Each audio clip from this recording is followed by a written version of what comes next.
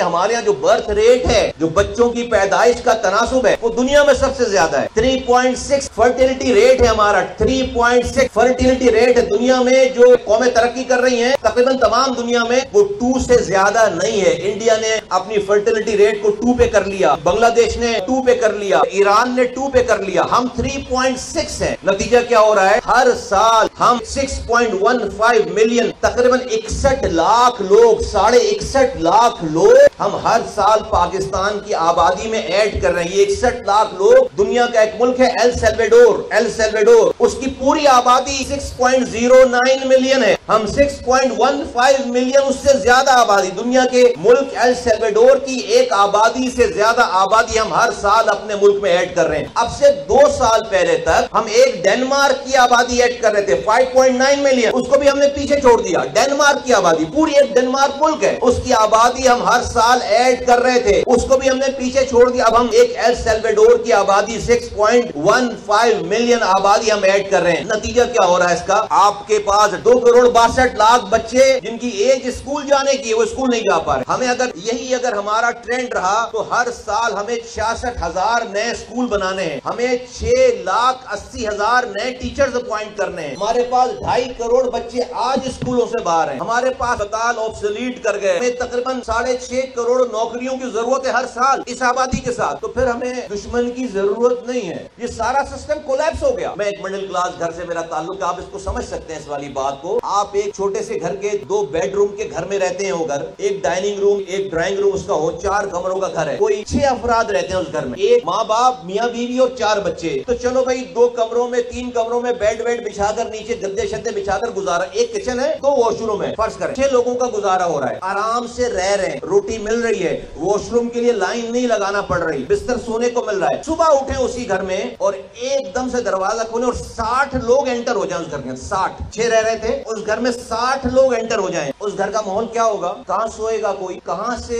Wash room استعمال کرے گا؟ کیسے کچن استعمال ہوگا؟ کیسے روٹی پکے گی؟ تو کیا ہوگا کہ وہ 6 لوگ جو پہلے رہ رہے ہیں، ہمارے ملک کی اس وقت یہ کنڈیشن ہے عقیل بھائی، جتنے اسپتال بنا لیں گے آبسلیٹ ہو جائے، یہی اشور ہوگا پنڈ والا۔ اس کی جڑ کو پکڑنا ہے، اس کی جڑ کو پکڑنا ہے، یہ ڈیزاسٹر ہے پورا، یہ ریسیپی ہے۔ اچھا پھر بچے پیدا ہو گئے، کہتے ہیں کہ 68% ڈیزیز جو ہے وہ واٹر بورن ڈیزیز ہے، یعنی کہ 68% بیماری پانی کے خراب پینے سے پیدا ہوتی ہے، گندا پانی پینے سے پیدا ہوتی ہے۔ مان لی بات، میں 2005 میں، آج سے 20 سال پہلے میئر تھا کراچی کا، میرے پاس 172 فیسلٹیز تھی ہاسپٹل کی، چھوٹی بڑی ڈسپینسریز اور بڑے اسپتال ملا کر، تو میرے پاس 172 کے قریب جو ہے وہ ایڈمنسٹریشن تھی۔ تو وہاں بولتے تھے، ڈاکٹر بتاتے تھے کہ بھائی یہ جو 68% بیماری ہے یہ واٹر بورن ڈیزیز ہے، یہ گندا پانی پینے کی وجہ سے ہوتا ہے۔ اب ہمارے یہاں پانی کی کیا پوزیشن ہے؟ ہمارے یہاں سیوریج کے پانی کو ٹریٹ کرنے کا کوئی نظام ہی نہیں ہے پورے ملک میں۔ سیوریج کے پانی کو، یہ جو باتھ روم سے آپ فلش کرتے ہیں، یہ پانی کہاں جا رہا ہے؟ کسی ہم سمجھتے فلش کرنے کے بعد ہمارا کام ختم ہو گیا بھائی، وہ کہیں نہ کہیں ہمارے محلے سے نکل کر، کسی نالے سے نکل کر، کہیں نہ کہیں کسی کے پینے کے پانی میں جا کر، کسی دریا میں، کسی نالے میں، کسی ندی میں جا کر مل رہا ہے۔ اور یہ تو ہے ریزیڈینشل فضلہ، یہ فیکٹریوں سے جو سارا کیمیکل نکل رہا ہے وہ کہاں جا رہا ہے؟ وہ آسمان پہ اڑ جا رہا ہے، وہ بھی کہیں نہ کہیں کسی نہ کسی نالے سے گزر کر کسی نہ کسی کے پانی میں جا کر مل رہا ہے۔ یہ جو گلگت بلتستان میں سب سے ٹاپ پہ گھر ہوگا،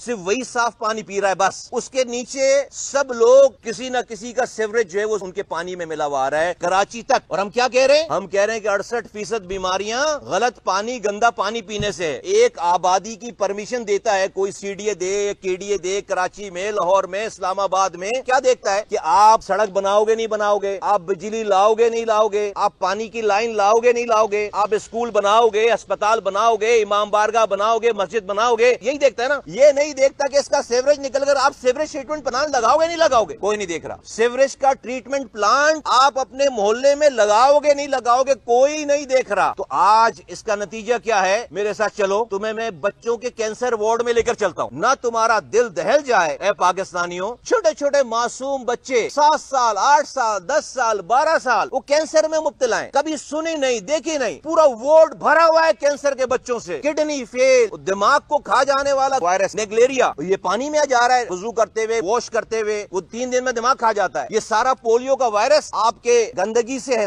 یہ سارا پولیو کا وائرس گندگی سے۔ سالڈ ویسٹ مینجمنٹ، ایک لمحے کے لیے پاکستانیوں ذرا رک کر، میں اپنے لوگوں کو کہتا ہوں بھائی دوڑو نہیں یار، رک کر ذرا ٹھہرو بھائی، سوچو ذرا، دیکھو کدھر دوڑے چلے جا رہے ہیں۔ یہ ہیلتھ کیئر سسٹم نہیں ہے، یہ सिक केयर सिस्टम है। हम पहले बड़ी तादाद में बच्चों की पैदाइश कर रहे हैं, फिर उनको गंदा पानी पिलाकर बड़ा कर रहे हैं और फिर अस्पताल बना रहे हैं, उनको तरह तरह की बीमारियां लगवा रहे हैं और फिर अस्पताल बना रहे हैं। तो मेरे बुजुर्गों, नौजवानों, मेरी माँ बहनों, इन कैमरों के जरिए जहां जहां मेरी आवाज जा रही है, खुदा के वास्ते पूरे मुल्क का निजाम, इकोनॉमी कोलैप्स हो जाएगी अगर हमने इसको एड्रेस नहीं किया, इसको अरेस्ट नहीं किया, इस पे रुके नहीं। ये सारे नंबर्स वंबर सारी प्लानिंग खत्म हो जाएगी। इसी तरह से एक घर की प्लानिंग 6 लोगों के चलाने की है, उसी का राशन पड़ा हुआ है, उसी के लिए पानी पड़ा हुआ है, उसी के लिए कमरे हैं, बिस्तर है, तकिया है, किचन है, बाथरूम है। उस घर में सुबह दरवाजा खोलो 60 लोग आ जाएंगे, वो घर कैसे चलेगा भाई? वो घर कैसे चलेगा? तो हमें रुक कर ये बातें, बड़ी सेक्सी बातें नहीं है, इसके ऊपर लीड नहीं लगती, ये बड़ी जो है वो इसके अंदर कोई आग और चिंगारी नहीं है, इसलिए ये सेल नहीं होती। पॉलिटिशियन इसके ऊपर ज्यादा बात करता नहीं है, लेकिन मैं पॉलिटिशियन नहीं हूँ, मेरे ऊपर ये जिम्मेदारी है। मैं खुली आंखों से जो वो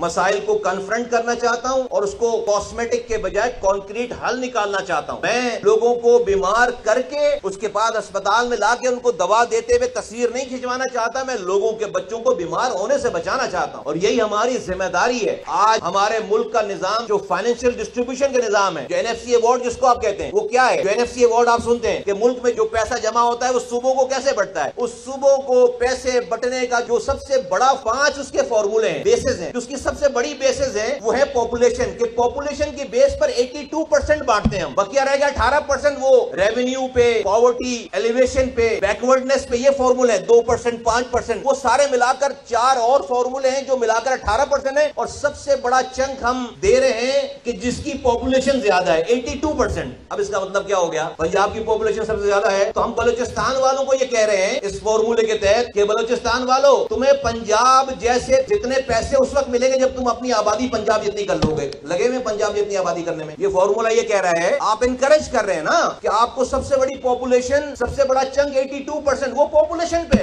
कि जिसकी आबादी ज्यादा उसको ज्यादा पैसे मिलेंगे, तो सब अपनी आबादी ज्यादा करने में लगे हुए, तो किधर जा रहे हैं हम ये कह रहे हैं, हम बात कर रहे हैं और कर रहे हैं इंशाल्लाह ताला कि इस 82% का 50% पॉपुलेशन पे दे और वो जो 32% है वो पॉपुलेशन रिडक्शन पे दे, इंसेंटिव दे सूबों। वो सूबा जो अपनी आबादी कम करे उसको ये 32% दें, 82 को कर लें 50 दे दें पॉपुलेशन पे, और वो जो 32% बचे इसका उसको दें ये पैसे जो अपनी TFR टोटल फर्टिलिटी रेट को जो सूबा कम करे उसको ज्यादा इंसेंटिव दें, उसको पैसे दें, आबादी कम करने पे पैसे दें। This is what we have been proposing.